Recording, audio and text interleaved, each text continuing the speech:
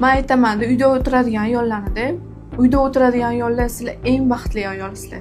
Rostdan. Hozir yig'laboraman. Chunki men o'zim xohlayman shu uyda o'tirishni. Men yo'qolsam umuman ishlamasam. Chunki nimaga bilasizmi? Ayollar ko'pchilik ishlaydi-ku, ishlaydigan ayollar bular o'ylashadi, shu maza qilib, o'zi xohlagandan ishlaydi deb o'ylashadi. Yo'q, boshqa variant qolmagandan ishlaydi. Tushunasizmi? Yashashga kurashish uchun. Uydan chiqib ketayotganda shuni maskasini taqadi-da, chiroyli kulib turgan maskasini taqadi, ketdi.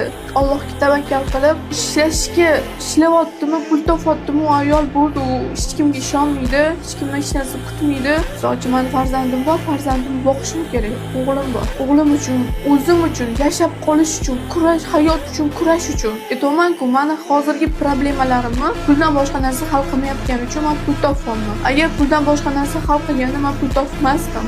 Men ishonadigan, suyanadigan insonim bo'lganda, unaqa inson yo'q, unaqa inson hozir men to'g'risini aytsam o'ylamayapman ham hech narsa haqida. Shunaqa hech narsa xohlamaydigan inson bo'lib qoladi-yu, ayol kishi shunaqa vaziyat bo'lib qoladi, hech narsa xohlamaydigan bo'lib qoladi. Faqatgina tinchlik, hech kim menga tegmasin bo'ldi. Bu narsa yomon-da. Kishiga topishni o'ylashi o'zi yomon narsa bu. Men shuning uchun aytaman, shu uyda o'tirgan ayollar erini erkak to'yib, misol uchun erini xizmatini qiladi, uyda bemalol namozini o'qishga vaqti bo'ladi, bolalarga ishni ovqat qilib beradi.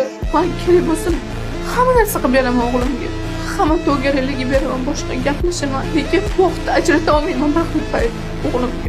Ishlamasam bo'lmaydigan vaziyatda bo'ladi. Alhamdulillah hamma narsam yetarli. Lekin baribirga ham ayol kishiga bu narsa to'g'ri emas deb hisoblayman men.